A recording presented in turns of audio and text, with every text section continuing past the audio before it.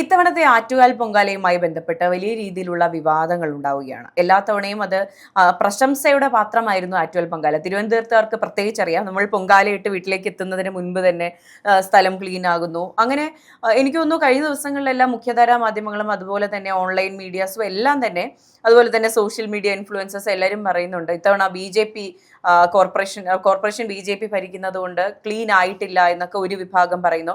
പക്ഷേ ഇപ്പോൾ പുറത്തു വരുന്ന റിപ്പോർട്ടുകളിൽ നിന്ന് മനസ്സിലാകുന്നത് ഇത് CPM-ന്റെ ഒരു ഒളിപ്പോരായിരുന്നു എന്ന് തന്നെയല്ലേ? അതെ, തീർച്ചയായിട്ടും. ഇവിടെ BJP കോർപ്പറേഷൻ ഭരിക്കുന്നു എന്ന് പറയുമ്പോൾ അതിന് കീഴിൽ ഈ ഒരു ആറ്റുകാൽ പൊങ്കാലയുമായി ബന്ധപ്പെട്ട് മാലിന്യ നിർമ്മാർജ്ജനത്തിന് ഏൽപ്പിച്ചിരിക്കുന്ന ഉദ്യോഗസ്ഥരെല്ലാം BJP-കാരാണെന്ന് തെറ്റിദ്ധരിക്കരുത്. അവരൊക്കെ തന്നെയും പല പാർട്ടിയിൽ വിശ്വസിക്കുന്ന, പല ആശയങ്ങളിൽ വിശ്വസിക്കുന്നവരാണ്. ഇവിടെ നമ്മൾ പരിശോധിച്ചാൽ അറിയാം, ഈ പറയുന്ന ഭൂരിഭാഗം ഉദ്യോഗസ്ഥരും CPM അനുഭാവികളാണ് എന്നുള്ളത്. അതുകൊണ്ട് തന്നെ അവരുടെ നമ്മൾ കഴിഞ്ഞ ചർച്ചയിൽ ഇതിലും ഈ ഒരു വിഷയവുമായി ബന്ധപ്പെട്ട് സംസാരിച്ചപ്പോൾ മേഘ പറഞ്ഞൊരു കാര്യമുണ്ട്.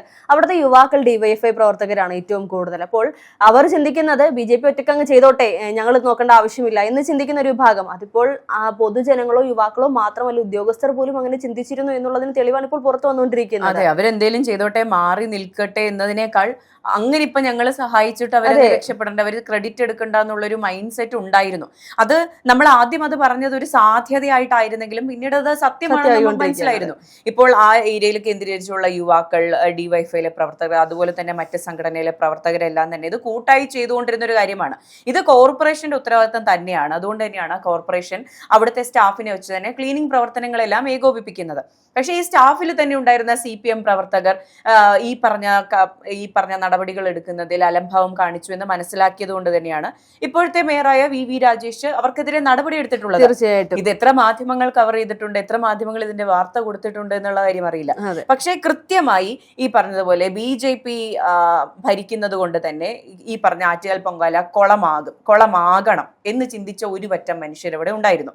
ഇപ്പോ തിരുവനന്തപുരം കോർപ്പറേഷൻ ഇത്രയും നാള് CPM ഭരിച്ചിരുന്ന ഒരു കോർപ്പറേഷനാണ്. അവിടുത്തെ മേയർ എന്ന് പറയുന്നത് ആര്യ രാജേന്ദ്രൻ ആയിരുന്നു. അവർ കൃത്യമായി കാര്യങ്ങൾ ചെയ്തിട്ടുണ്ടോ എന്ന് ചോദിച്ചാൽ ഇല്ല എന്ന് തന്നെയാണ് അതിന്റെ ഉത്തരം എന്ന് പറയുന്നത്. അത് ആര്യ രാജേന്ദ്രന്റെ മാത്രം വീഴ്ചയല്ല. ഇപ്പോൾ അവർക്ക് പിന്നിലുണ്ടായിരുന്നതും മുന്നിലുണ്ടായിരുന്നതുമായ എല്ലാ നേതാക്കൾക്കും, എല്ലാ പ്രവർത്തകർക്കും ഈ പറഞ്ഞ ഉത്തരവാദിത്തം ഈക്വലി ഉണ്ട്.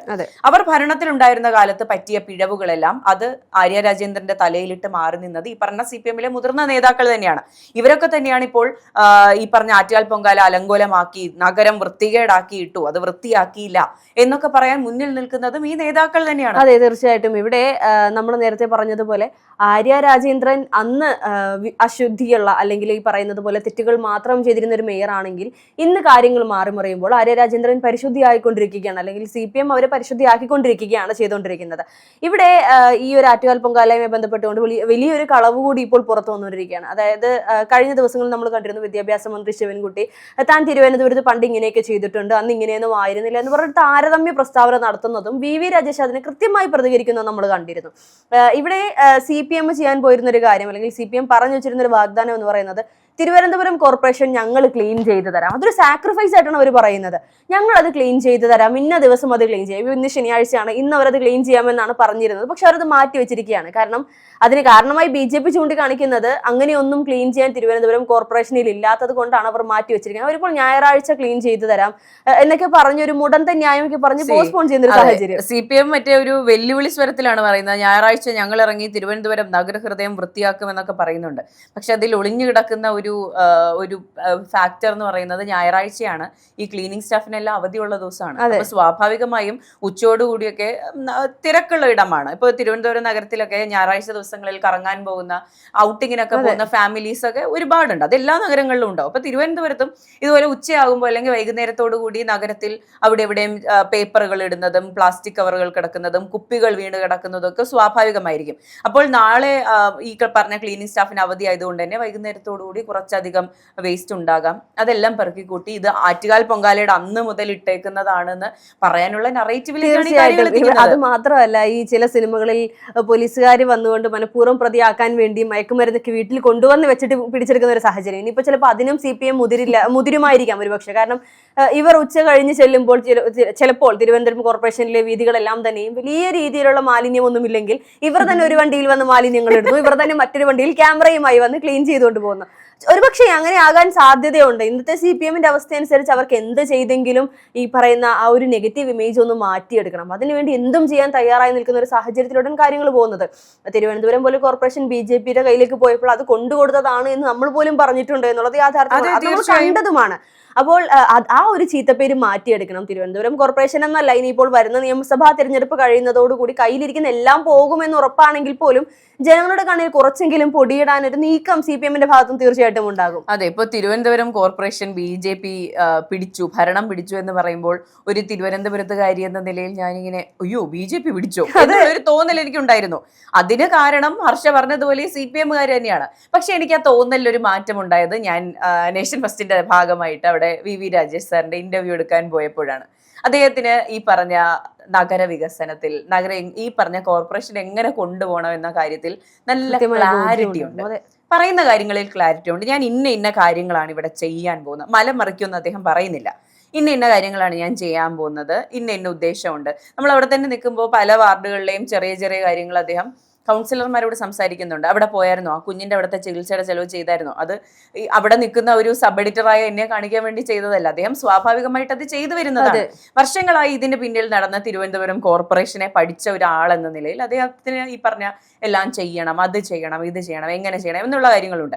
ഈ പറഞ്ഞതുപോലെ ആറ്റുകാൽ പൊങ്കാല സമയത്ത് ഈ പറഞ്ഞ CPM പ്രവർത്തകരായ ഉദ്യോഗസ്ഥർ ഈ പറഞ്ഞ അലംഭാവം കാണിക്കുമെന്നുള്ള ബോധ്യം അദ്ദേഹത്തിന് ഉണ്ടായിരുന്നു. അതുകൊണ്ട് തന്നെയാണ് അദ്ദേഹം സേവാഭാരതി പോലുള്ള സംഘടനകളുടെ സപ്പോർട്ട് തേടിയത്. ഒരുപാട് എനിക്ക് തോന്നുന്നു ഒരുപാട് ബുദ്ധിമുട്ടിച്ചിട്ടുണ്ട് അദ്ദേഹത്തെ. ഒരു കോർപ്പറേഷൻ എന്ന് പറയുമ്പോൾ അതിന് ആദ്യം മേയർ മുതൽ ഈ പറഞ്ഞ താഴെയുള്ള ഏതൊരു സ്റ്റാഫിന്റെ ഉത്തരവാദിത്വമാണ് ഈ പറഞ്ഞ കാര്യങ്ങളെല്ലാം. ആറ്റുകാൽ പൊങ്കാലയ്ക്ക് ഈ പറയുന്ന പോലെ കോർപ്പറേഷന്റെ പ്രവർത്തകർ മാത്രമായിരുന്നില്ല പണ്ടൊക്കെ ഈ പറഞ്ഞ കാര്യങ്ങളെല്ലാം ചെയ്തുകൊണ്ടിരുന്നത്. എല്ലാ സംഘടനകളും എല്ലാ യുവാക്കളും പോലെ തന്നെയായിരുന്നു അതിന്റെ അവിടെ ഉള്ള ഭക്തർ പോലും. ഇപ്പൊ അമ്മ പൊങ്കാലിടാൻ പോയാൽ കൂടെ വരുന്ന ആമക്കൾ ഉണ്ടാവില്ല, അവരൊക്കെ പോയി ക്ലീൻ ചെയ്യുന്ന ഞാൻ കണ്ടിട്ടുണ്ട്. അതുപോലെ കൃത്യമായി ചെയ്തുകൊണ്ടിരുന്ന കാര്യം എന്തുകൊണ്ട് ഇത്തവണ അത് ചെയ്യാൻ പറ്റുന്നില്ല? എല്ലാത്തിനെയും രാഷ്ട്രീയപരമായി നേരിടുകയാണ്. ഒന്ന് ആലോചിച്ച് നോക്കൂ. പക്ഷേ ഈ ഒരു രാഷ്ട്രീയ വൈരാഗ്യം പൊതുജനങ്ങൾക്ക് ബാധിക്കുന്നതാകുമ്പോഴാണ് അവിടെ ഏറ്റവും ഇപ്പൊ ആദ്യം വന്ന നറേറ്റീവ് എല്ലാവരിലേക്കും എത്തും. ഇത് എല്ലാവരിലേക്കും എത്തണമെന്നില്ല ഈ പറയുന്ന ഒരു കാര്യം.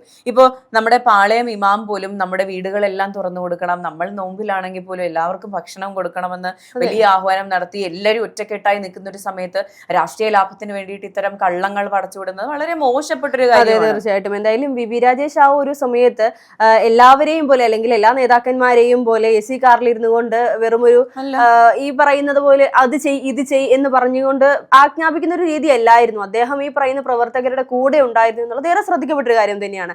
എത്ര മണിക്കാണോ പലരും ഇപ്പോൾ നമ്മൾ ഉൾപ്പെടെ പല മാധ്യമങ്ങളും പറഞ്ഞിരുന്നു ഒരുപാട് വൈകിയാണ്, 3 മണിയോളമായി, വെളുപ്പിന് 3 മണിയോളമായി ക്ലീനിങ് തീരാൻ വേണ്ടിയിട്ടെന്ന്. പക്ഷെ അത്ര സമയം വരെ അദ്ദേഹം അവിടെ ഉണ്ടായിരുന്നു എന്നുള്ളതാണ്. പല വേദികളിലായി ഓരോ ഭാഗത്തും എങ്ങനെയാണ് ക്ലീനിങ് നടക്കുന്നത്, എങ്ങനെയൊക്കെയാണ് കാര്യങ്ങൾ ചെയ്യുന്നത് എന്നുള്ളത് കൃത്യമായി നേരിട്ട് കണ്ട് അദ്ദേഹം ബോധ്യപ്പെടുന്നുണ്ടായിരുന്നു എന്നുള്ളതാണ് യാഥാർത്ഥ്യം. അതൊക്കെ ഒരു മേയറെ സംബന്ധിച്ച് വലിയൊരു കാര്യം തന്നെയാണ്. ഭരിക്കുന്നത് BJP ആയതുകൊണ്ടും മാത്രം കോർപ്പറേഷൻ മോശമായി കിടക്കണമെന്ന് ചിന്തിക്കുന്ന ഒരു ചിന്താഗതി നമുക്ക് ഒരിക്കലും അംഗീകരിക്കാൻ സാധിക്കില്ല. നമ്മുടെ ആശയം എന്തോ ആയിക്കൊള്ളട്ടെ, പക്ഷേ പൊതുജനങ്ങൾക്ക് നല്ലതുണ്ടാകുന്ന അല്ലെങ്കിൽ നമ്മളെ പോലുള്ള സാധാരണക്കാർക്ക് എന്താണോ നല്ലത് വരുന്നത് അതിനുവേണ്ടി ആര് പ്രവർത്തിക്കുന്നു അവരെ അനുകൂലിക്കുക എന്നുള്ളത് തന്നെയാണ് എപ്പോഴും ഒരു രാഷ്ട്രീയം എന്ന് പറയുമ്പോൾ നമുക്ക് മനസ്സിലാക്കേണ്ടത്. അതെ, ഇപ്പൊ CPM പ്രവർത്തകരെല്ലാം ഒരേ സ്വരത്തിൽ പറയുന്ന ഒരു കാര്യമുണ്ട്. ഞങ്ങൾ CPM-കാർ പ്രതിപക്ഷത്തിരിക്കുന്നതാണ് ഏറ്റവും നല്ലത്, പ്രതിപക്ഷത്തിരിക്കുന്ന നമ്മുടെ പാർട്ടിക്കാരാണ് ഏറ്റവും നല്ലത്, ഏറ്റവും പ്രതിപക്ഷത്തിരിക്കാൻ ഏറ്റവും നല്ല പാർട്ടി CPM ആണ്. ഇതാണ് അവരുടെ ടാഗ് ലൈൻ എന്ന് പറയുന്നത്. നിങ്ങൾ പ്രതിപക്ഷത്തിരുന്നോളൂ, പറഞ്ഞ വിമർശനങ്ങൾ ഉന്നയിച്ചോളൂ, പക്ഷെ പണി നടക്കുമ്പോൾ അതിൽ ഇടംകോൽ ഇടുന്നത് എന്ന് പറഞ്ഞാൽ വളരെ മോശപ്പെട്ടൊരു കാര്യമാണ്. ഏതൊരു നാടിനാണെങ്കിലും അത് നല്ലൊരു രീതിക്ക് പോകുന്ന ഒരു നടപടി അല്ല അത് എന്നുള്ളതേ പറയാനുള്ളൂ.